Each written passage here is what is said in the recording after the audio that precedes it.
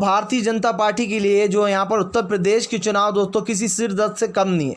आपको बताया दोस्तों भारतीय जनता पार्टी को बड़ा झटका लग गया है, जहाँ पर बताया जा रहा है कि अखिलेश यादव और असदुद्दीन ओवैसी एक साथ आ सकते हैं दोस्तों। तो वहीं दूसरी तरफ आपको बता दें ओपिनियन पोल आ चुका है। जी हाँ, और दोस्तों आपको बता दें इस ओपिनियन पोल में बीजेपी को बेहद ही कम सीटें मिलती हुई नजर आ रही हैं। पिछली बार का मैं आपको आंकड़ा याद दिला दूं दोस्तों, पिछली बार भारतीय जनता पार्टी ने 305 सीटें जीती थी, और इस बार जो ओपिनियन पोल निकल कर आया दोस्तों, जो यहाँ पर एक सर्वे किया गया है उसके दौरान बताया गया है कि सीएम योगी 110 से 111 सीटों पर सिमट जाएंगे। इससे ज़्यादा सीटें दोस्तों बीजेपी को नहीं मिलने वाली। आज जिस तरीके से दोस्तों देश भर में बीजेपी का विरोध चल रहा है, हर कोई बीजेपी का विरोध कर रहा है, इसको लेकर दोस्तों कहीं ना कहीं भारतीय जनता पार्टी घिर गई है। इस बात को झुठलाया नहीं जा सकता दोस्तों कि बीजेपी का रामराज खत्म होने जा रहा है। जी हाँ, दरअसल है तो वहाँ पर दोस्तों राक्षस राज योगी का, क्योंकि जिस तरीके से लोगों के ऊपर हमले हो रहे हैं, महिलाओं की साड़ियां खींची जा रही हैं, किसी राक्षस राज से कम नहीं है।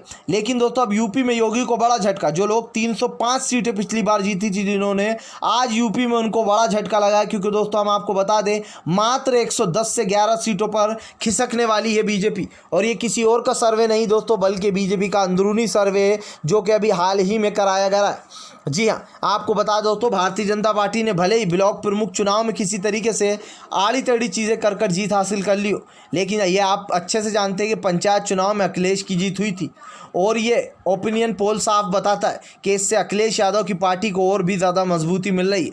भले ही भारतीय जनता पार्टी दोस्तों कितनी ही कोशिश कर ले लेकिन इस बार बीजेपी की करारी हार होती हुई दिखाई दे रही है। इस हार का मतलब आप समझिए दोस्तों, बीजेपी की उत्तर प्रदेश में हार का मतलब है कि देश एक तरीके से आज़ाद हो जाएगा। उत्तर प्रदेश, जी हाँ, एक राज्य आज़ाद हो जाएगा दोस्तों मोदी और योगी के कहर से। आप देखिए बंगाल में गए ये लोग, हिंदू मुसलमान का झंडा उठाया, जय श्री राम के नारे लगाए, ममता बनर्जी को अल्लाह अकबर वाला बोलने वाला बताया, उसके बाद भी बीजेपी ममता बनर्जी को हरा नहीं पाई।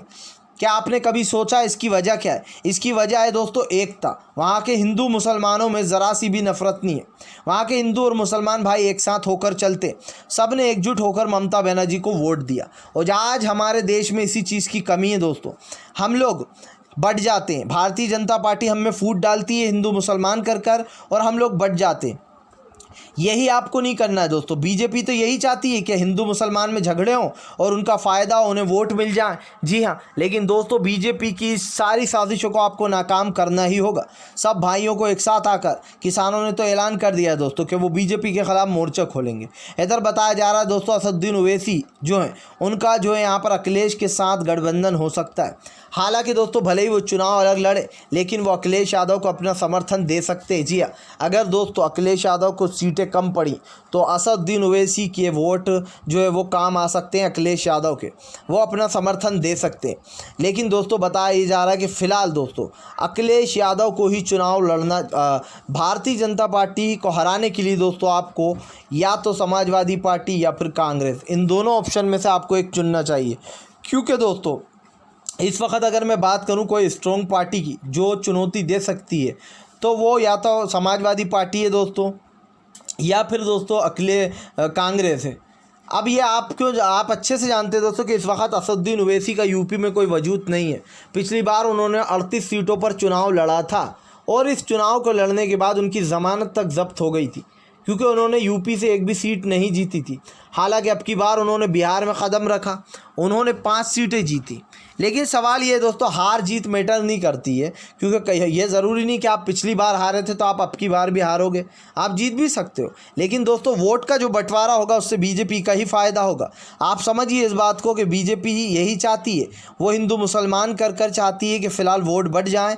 और जैसे कि आप जानते हैं, और लेकिन दोस्तों यूपी के इलाकों में मुस्लिम संख्या जो है वो ज़्यादा है, और यही कारण है जो बीजेपी डरी हुई है कि कहीं किसी तरीके से वोट बढ़ गए और जो मुस्लिम समुदाय के वोट मिल गए इन लोगों को, तो फिर दोस्तों आप समझ सकते हैं कि टेंशन इनकी बढ़ जाएगी। और इस वक्त यही बीजेपी नहीं चाह रही है। बीजेपी चाहती है कि वो किसी भी तरीके से जो यहाँ पर इस सिचुएशन को हैंडल करे, लेकिन ये सिचुएशन हैंडल होगी या नहीं ये तो आने वाला वक्त बताएगा, क्योंकि इन दिनों दोस्तों बीजेपी की हालत काफ़ी खस्ता है।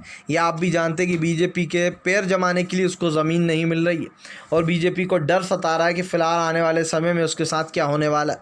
भाई उत्तर प्रदेश में बीजेपी की करारी हार ही दोस्तों इनको सबक सिखाएगी, क्योंकि इस वक्त उत्तर प्रदेश के चुनाव जो है दोस्तों वही सबसे बड़ा सवाल बन चुके हैं आम जनता के लिए।